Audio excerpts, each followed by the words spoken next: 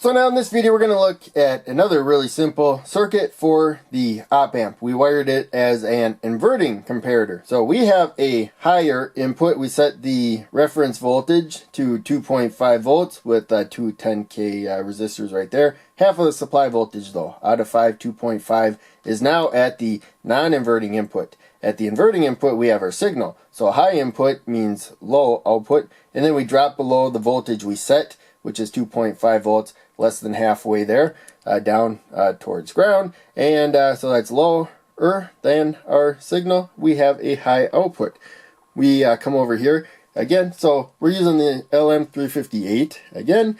It will always have the same pin layout. If you use a different op amp, it will have a different pin layout. We have 2 of them. Other op amps may have 1, and longer ones may have 4. But in any case, we start at pin 1 to the left, down to 4, 5, work our way up to 8.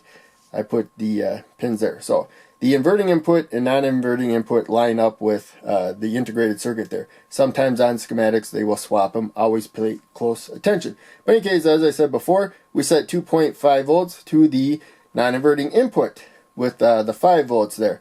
And so that means that at the inverting input, if we go higher than 2.5 volts, then the voltage here obviously will be lower, and there we will have a low output. That's the way it works when I'm wired as a comparator.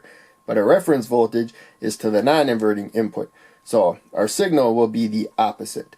So higher voltage there means lower voltage there, a low output. If we lower the voltage of the trim pot below 2.5 volts, it will have a lower voltage in this one, which means this one will have a higher voltage, which means a high output. It won't be 5 volts though. You lose about 1.5 volts in the transistors because it's a single supply op amp. So you'll have about 3.5 volts coming out, and the red LED will light up.